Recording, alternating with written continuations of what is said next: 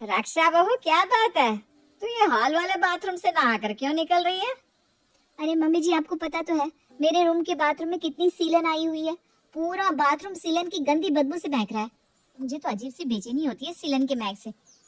मैं समझ रही हूँ बेटा, सीलन आना कोई अच्छी बात तो है नहीं। बदबू तो घर में है ही, वास्तु के अनुसार उससे घर में नेगेटिविटी भी आती है।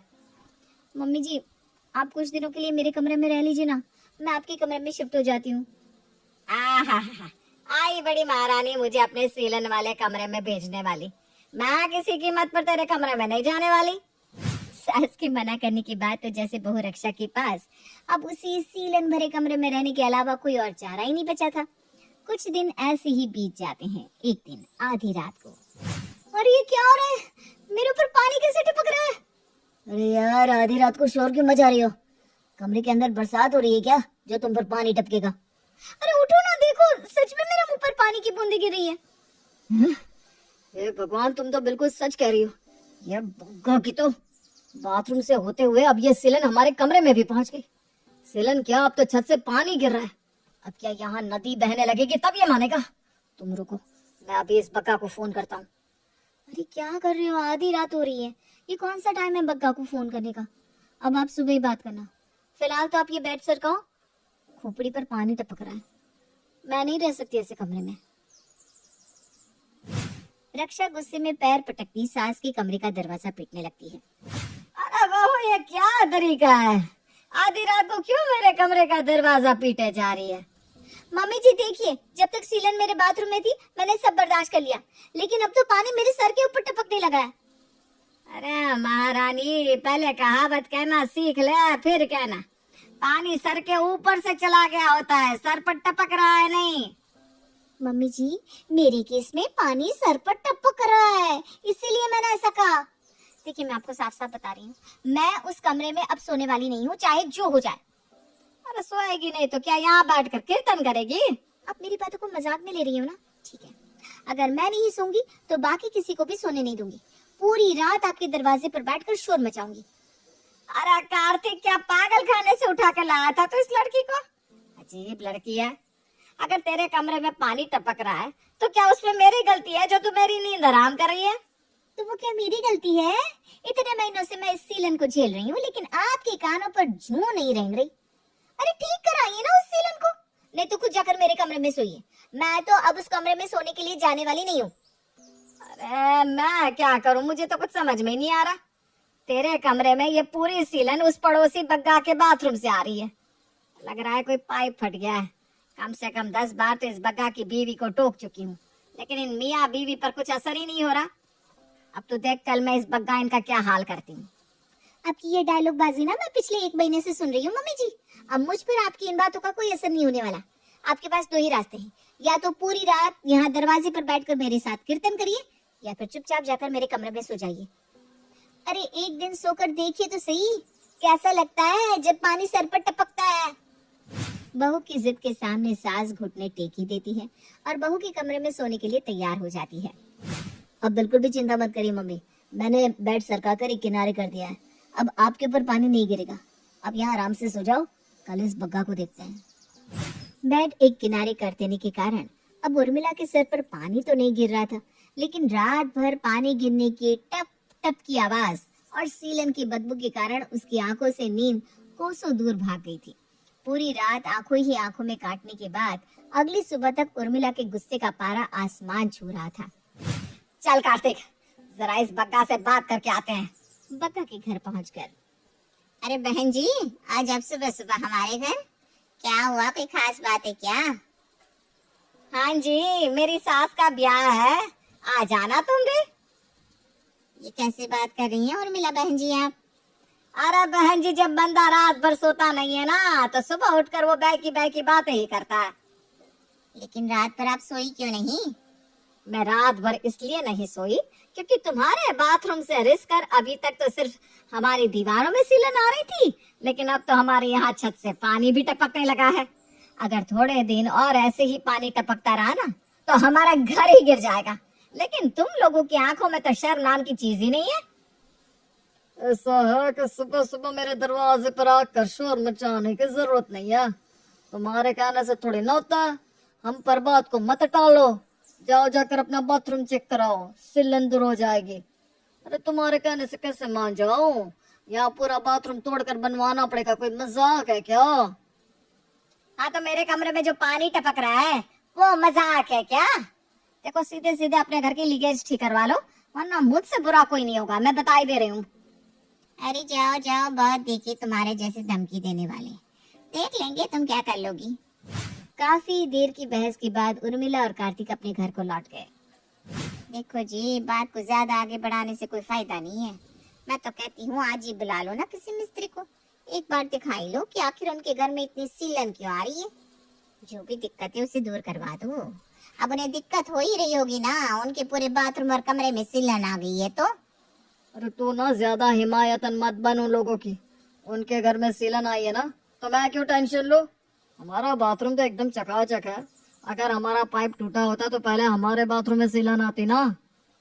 अरे मेरे कहने पर एक बार बुलाकर तो लाओ प्लम्बर को, उसे दिखा तो दो आखिर दिक्कत क्या है।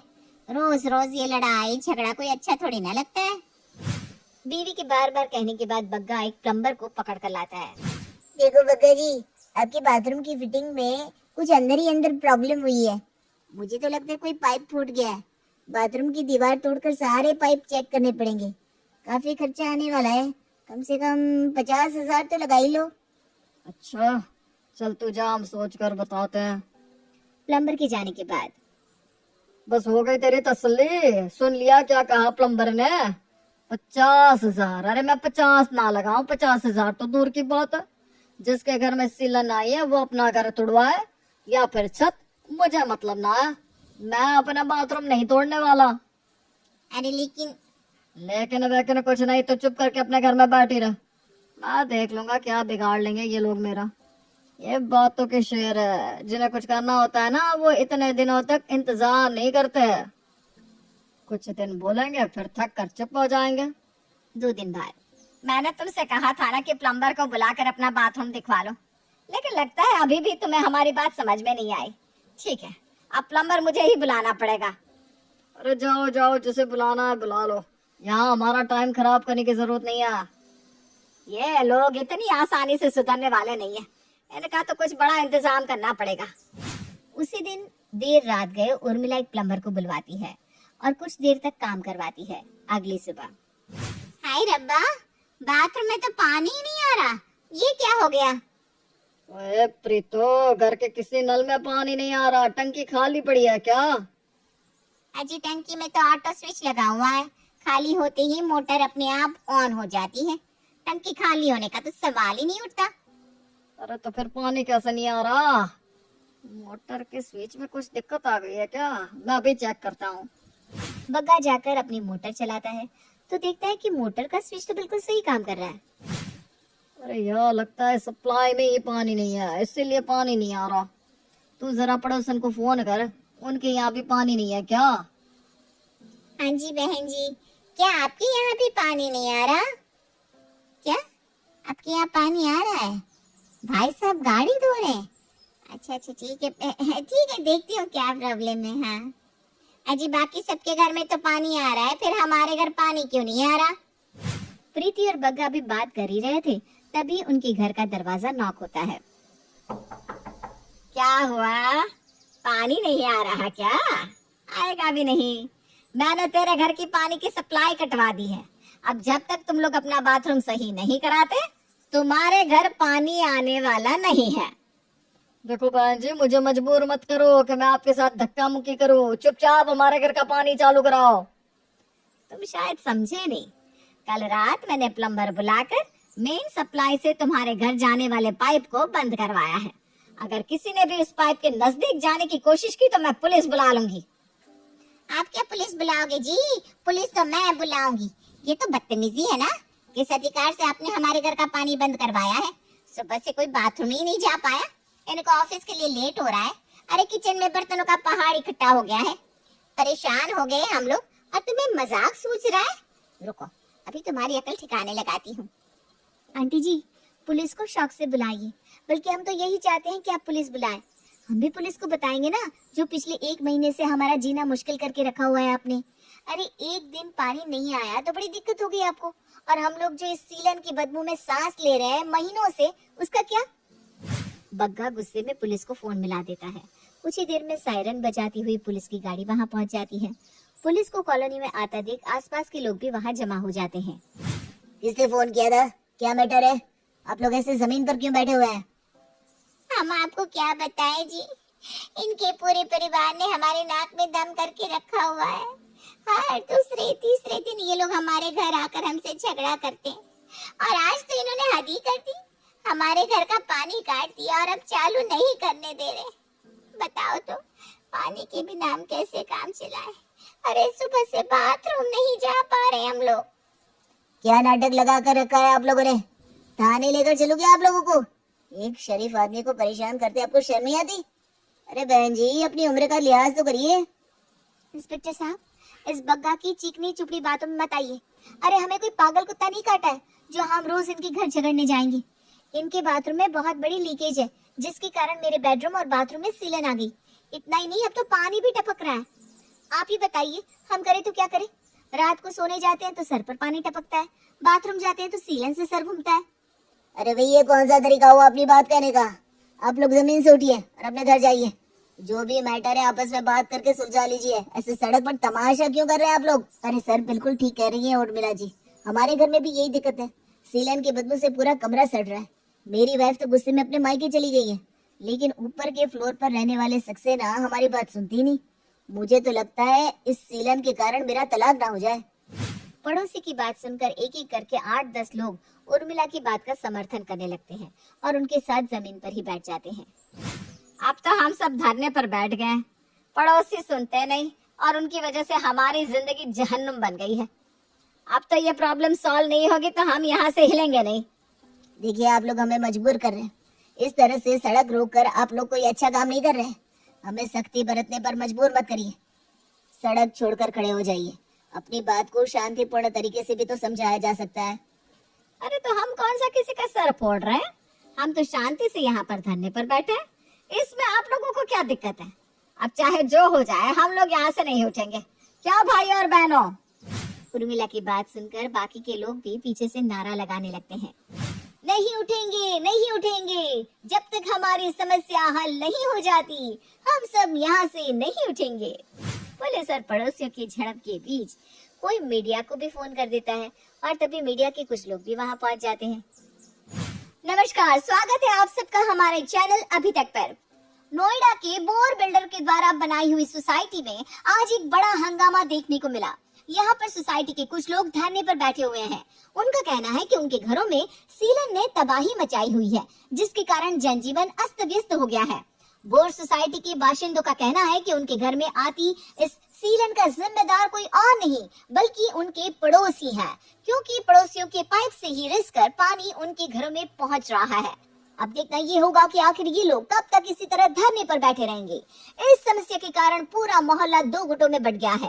एक गुट का कहना है कि पड़ोसियों को आ रही सीलन की मरम्मत करानी चाहिए, तो वहीं दूसरे गुट का कहना है कि आखिर पाइप से रिसने वाली पानी का दोष उनके ऊपर कैसे मढ़ा जा सकता है। उन्होंने जानबूझकर तो पाइप तोड़ा नहीं, फिर मरम्मत में आने वाले लाखों रुपयों का खर्च वो क्यों उठाए। ये देखिए, धीरे धीरे सीलन की समस्या से जूझने वाले लोगों की संख्या बढ़ती जा रही है और धरने पर बैठे हुए लोगों की संख्या में इजाफा होता जा रहा है। आसपास के लोग भी यहाँ पर जमा हो गए हैं। हमने बोर बिल्डर से भी कांटेक्ट करने की कोशिश की है। जल्दी हम इस मुद्दे पर आपको अपडेट करते हैं। खबर अभी तक। अरे ये क्या नया मामला हाईलाइट हो गया? हर न्यूज चैनल पर बोर सोसाइटी, बोर समिति करके न्यूज एंकर गला फाड़ रहा है। कोई मुझे बताएगा मामला क्या है? अरे सर, हमारी सोसाइटी में लीकेज की प्रॉब्लम हो गई है।